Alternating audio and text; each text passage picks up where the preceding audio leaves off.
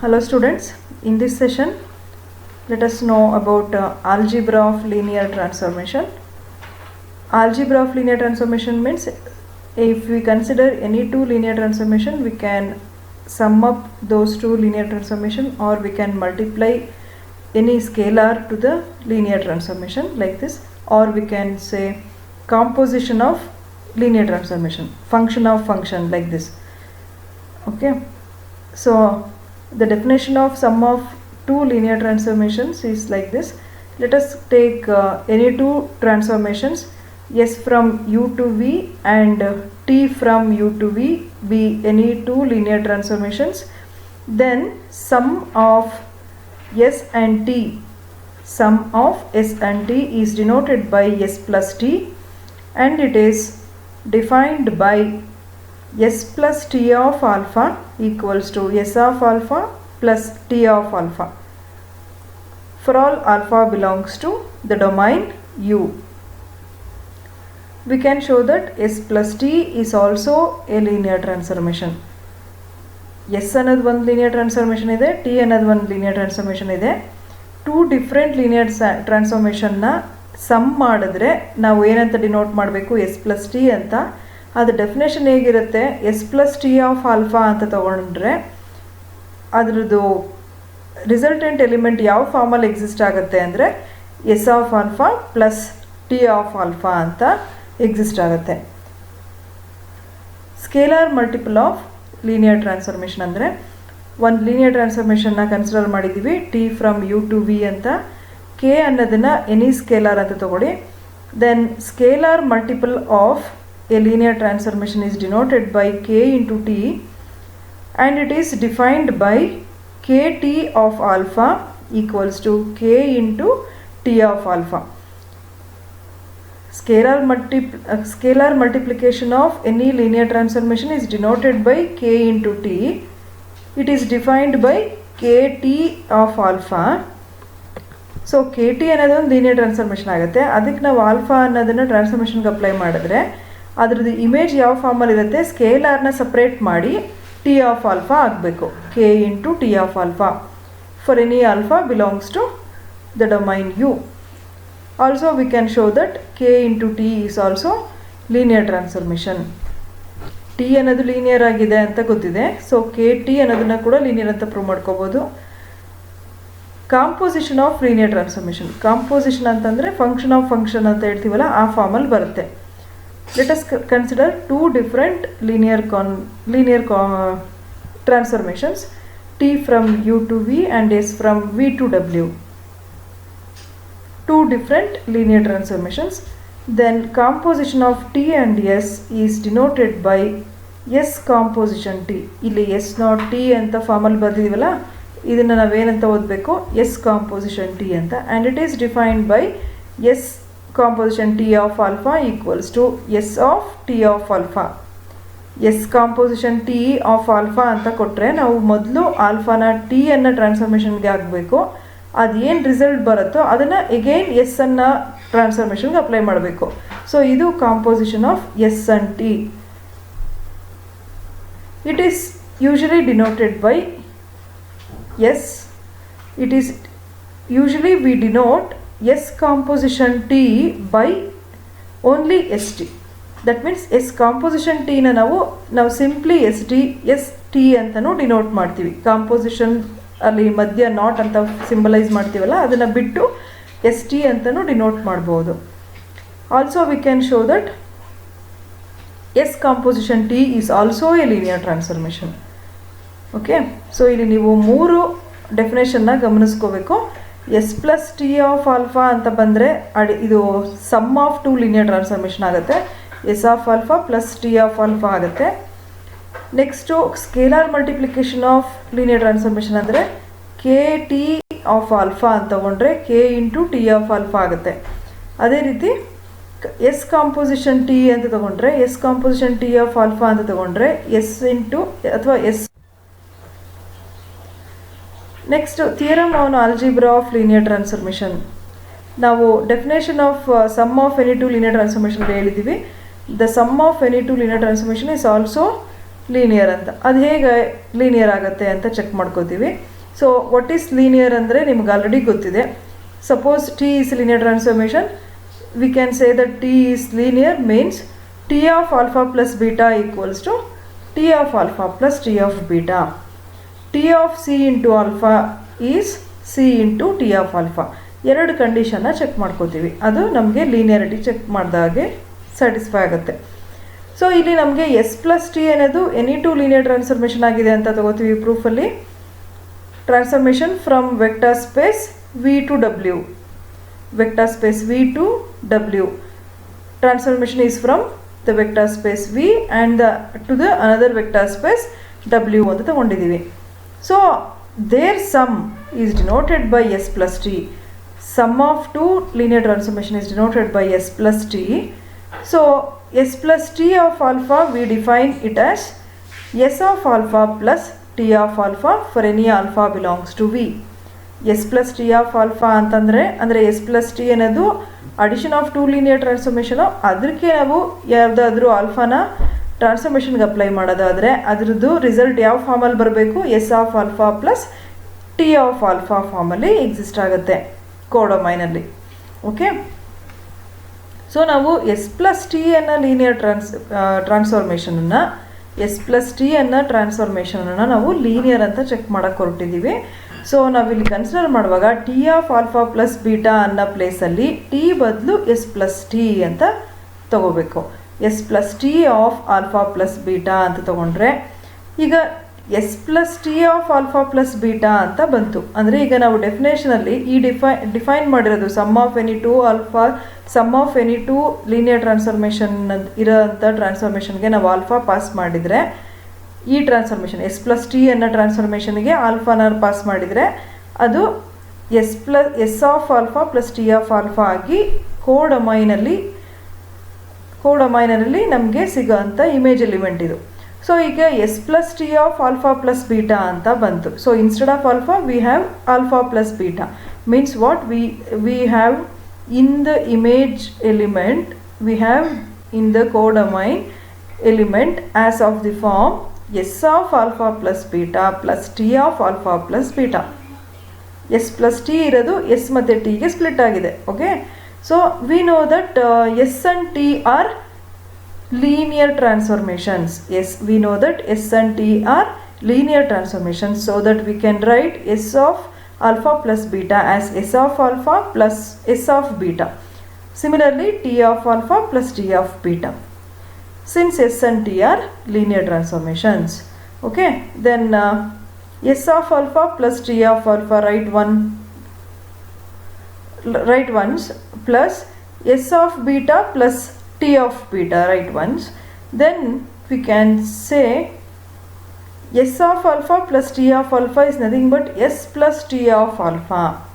S plus t of alpha.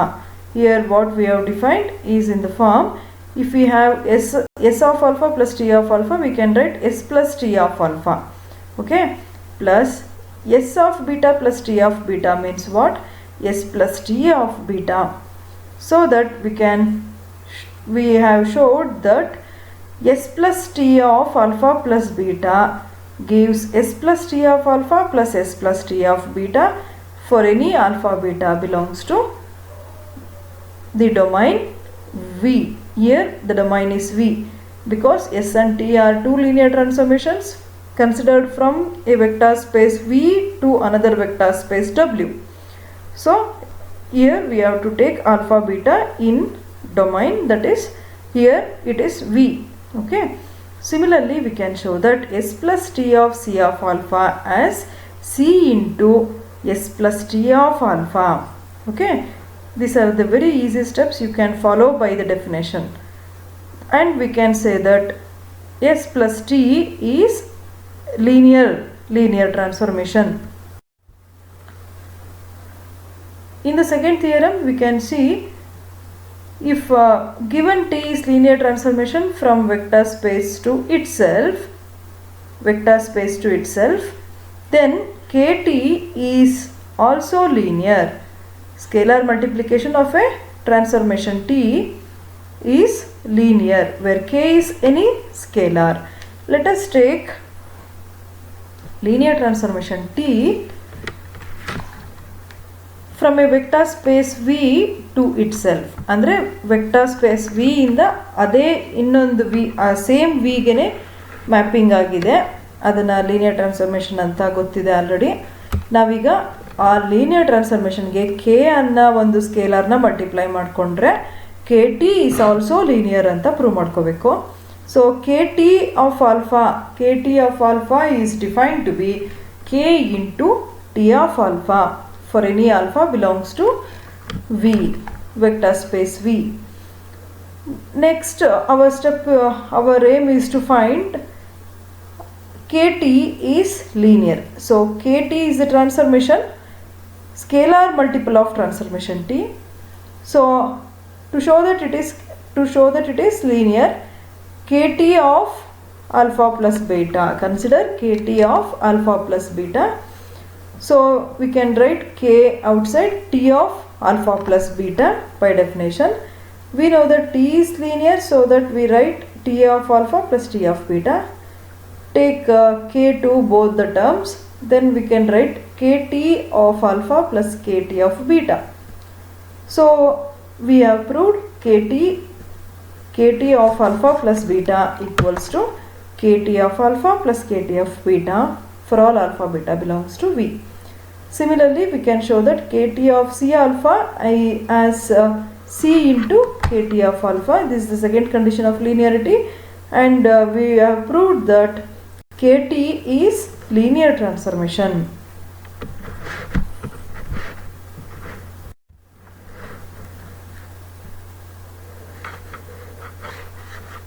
The problems are like this.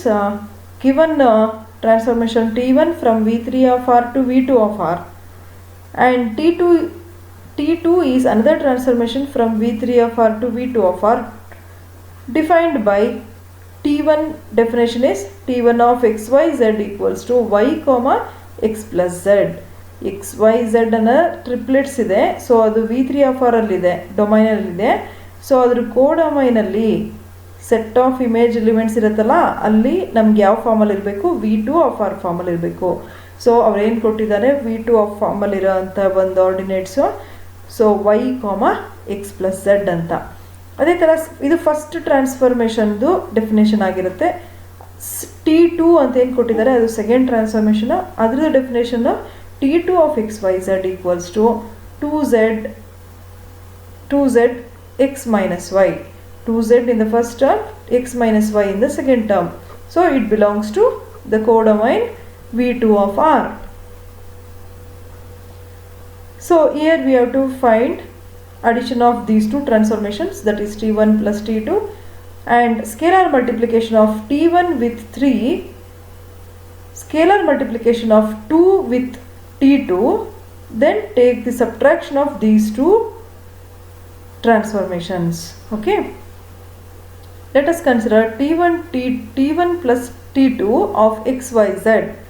T1 plus T2 of xyz ಏನು ಸಿಗುತ್ತೆ ಅನ್ನೋದನ್ನು ನೋಡಬೇಕು.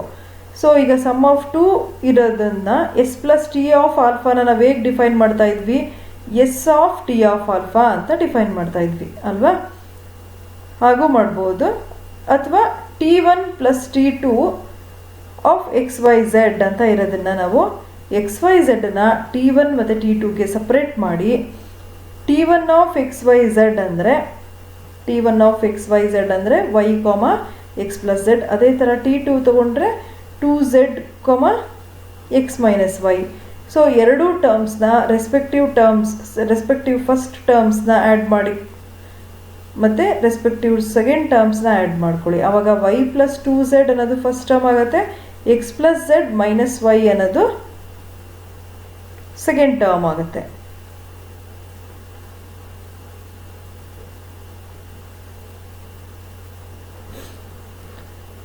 So T1 plus T2 of xyz gives y plus 2z comma x minus y plus z, 2x. Here we have 2x, x plus z plus x minus y alva. So we get 2x minus y plus z. Okay. So first condition is found. Then second condition is 3t1 minus 2t2 of xyz. So 3 into t1 of xyz minus 2 into t2 of xyz. We know what is t1 of xyz and t2 of xyz. Substitute for this. Then multiply 3 to each term. Then multiply minus 2 to each term. Then add these two respective terms of the vectors. We get this answer. That means 3t1 minus 2t2 of xyz gives 3y minus 4z comma x plus 2y plus 3z. Okay. Find t square xy of the transformation defined by t of xy equals to minus y comma x plus y. So ನಾವು t square ಅಂದರೆ order of the transformation T ಅಂದರೆ second order ಟ್ರಾನ್ಸ್ಫಾರ್ಮೇಷನ್ನ find out ಮಾಡಬೇಕು. ಈಗ ನಮ್ಗೆ ಗೊತ್ತು T ಸ್ಕ್ವೇರ್ನ ನಾವು T of t ಅಂತ ಬರ್ಕೋಬೋದು. ಕಾಂಪೋಸಿಷನ್ ಇದು composition of transformation of itself. So t into t of x y ಅಂತ ತಗೊಂಡ್ರೆ ಟಿ ಆಗೇ ಇರುತ್ತೆ. ಟಿ ಆಫ್ ಎಕ್ಸ್ ವೈ ಅಂತ ಏನಿದೆ ಅದು ಗಿವನ್ ಡೆಫಿನೇಷನ್ ಪ್ರಕಾರ minus y comma x plus y ಹಾಕಿದ್ವಿ. ಈ minus y comma x plus ವೈನ ಎಗೈನ್ ಟ್ರಾನ್ಸ್ಫಾರ್ಮೇಷನ್ಗೆ ಅಪ್ಲೈ ಮಾಡಿದ್ರೆ ಏನಾಗುತ್ತೆ? ಸೊ ಎಕ್ಸ್ ಪ್ಲೇಸಲ್ಲಿ ಮೈನಸ್ ವೈ ಇದೆ, ವೈ ಪ್ಲೇಸಲ್ಲಿ ಎಕ್ಸ್ ಪ್ಲಸ್ ವೈ ಇದೆ. ಸೊ ಇಲ್ಲೇನು ಚೇಂಜಸ್ ಆಯಿತು? ಸೆಕೆಂಡ್ ಟರ್ಮ್ ಇರೋದು ಮೈನಸ್ ತೊಗೊಂಡಿದೆ ಅಂದರೆ ಎಕ್ಸ್ ಪ್ಲಸ್ ವೈ ಅನ್ನೋದು ಮೈನಸ್ ಸೈನ್ ತೊಗೋಬೇಕು. ನೆಕ್ಸ್ಟು ಎಕ್ಸ್ ಪ್ಲಸ್ ವೈ ಇದೆ, ಸೆಕೆಂಡ್ ಟರ್ಮ್ ಏನು ಮಾಡಿದ್ದೀವಿ? ಎರಡನ್ನೂ ಆ್ಯಡ್ ಮಾಡ್ಕೋತೀವಿ. ಇಲ್ಲೇನಿದೆ ಎರಡು ಟರ್ಮ್ ಅಂದರೆ minus y comma x plus y, ಅದೆರಡನ್ನೂ ಆ್ಯಡ್ ಮಾಡಬೇಕು. So minus y plus x plus y ಆಗುತ್ತೆ. ಸೊ ಇವಾಗ ಮೈನಸ್ ವೈ ಮತ್ತು ಪ್ಲಸ್ ವೈ ಕ್ಯಾನ್ಸಲ್ ಆಗಿ ಸೆಕೆಂಡ್ ಟರ್ಮು ಎಕ್ಸ್ ಮಾತ್ರ ಉಳ್ಕೊಳ್ಳುತ್ತೆ. First term minus of x plus y ಅಂತನಾದರೂ ಬರಿಬೋದು, ಅಥವಾ ಈ ಮೈನಸ್ನ ಒಳಗಡೆ ಮಲ್ಟಿಪ್ಲೈ ಮಾಡಿಕೊಂಡ್ರೆ minus x minus y, second term is comma x. Okay, so t square of xy is what? t square ಅಂದರೆ t square ನಾವೇನಂತ ಸ್ಪ್ಲಿಟ್ ಮಾಡ್ಕೊಂಡ್ವಿ? t into t of X ಕಾಮ ವೈ ಅಂತ. ಅದನ್ನು ರಿಪೀಟೆಡ್ ಆಗಿ ಗಿವನ್ ಡೆಫಿನೇಷನ್ ಏನಿದೆ ಅದಕ್ಕೆ apply ಮಾಡಿಕೊಂಡು t square of x y ನಮ್ಗೇನು ಸಿಕ್ತು? Minus x minus y comma x ಫಾರ್ಮಲ್ಲಿ ಸಿಗುತ್ತೆ.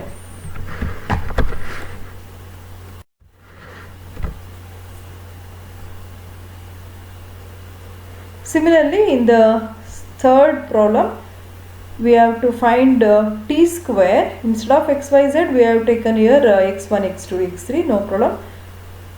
So the definition is like this: minus x2 comma x3 comma x1. x1, x2, x3 ನಾವು ಟ್ರಾನ್ಸ್ಫಾರ್ಮೇಷನ್ಗೆ ಅಪ್ಲೈ ಮಾಡಿದ್ರೆ ಅದು ಇಮೇಜ್ ಸೆಟಲ್ಲಿ ಯಾವ ಫಾರ್ಮಲ್ಲಿ ಇರಬೇಕು? ಈ ಮಿಡಲ್ ಟರ್ಮು ಫಸ್ಟ್ ಬರೆದು ನೆಗೆಟಿವ್ ಸೈನ್ ತೊಗೋಬೇಕು. ಸೊ x2 ಅನ್ನೋದು ಫಸ್ಟ್ ಬರೆದು ಮೈನಸ್ ಎಕ್ಸ್ ಟು ಆಗುತ್ತೆ. Next third term second term ಆಗಿದೆ. ಥರ್ಡ್ ಟರ್ಮ್ ಸೆಕೆಂಡ್ ಟರ್ಮ್ ಆಗಿದೆ ಅಂದರೆ ಎಕ್ಸ್ ತ್ರೀ ಮಿಡಲಲ್ಲಿ ಬರುತ್ತೆ. So minus x two x three ಮತ್ತು ಎಕ್ಸ್ ಒನ್ ಫಸ್ಟ್ ಟರ್ಮ್ ಇದ್ದಿದ್ದು ಲಾಸ್ಟ್ ಟರ್ಮ್ ಹೋಗುತ್ತೆ. ಓಕೆ, ಸೊ ಟಿ ಸ್ಕ್ವೇರ್ ಅಂದರೆ ನಾವು ಅದನ್ನು again t into t of ಅಂತ ತೊಗೊಂಡ್ವಿ. ಸೊ ಅಲ್ಲಿ ಫಸ್ಟದು ಡೆಫಿನೇಷನ್ ಬರಿತೀವಿ. Next minus x two x three x ಒನ್ನನ್ನು ಎಗೈನ್ ಟ್ರಾನ್ಸ್ಫಾರ್ಮೇಷನ್ಗೆ ಅಪ್ಲೈ ಮಾಡಿದ್ರೆ minus x three x one minus x two ಆಗುತ್ತೆ. So that is T square. So here are some problems. You are going to find T square of x y, T cube of x y for the given linear transformation by the definition t of xy equals to minus x comma y. So similarly for different linear transformations you can find t square and also t cube. Okay, thank you.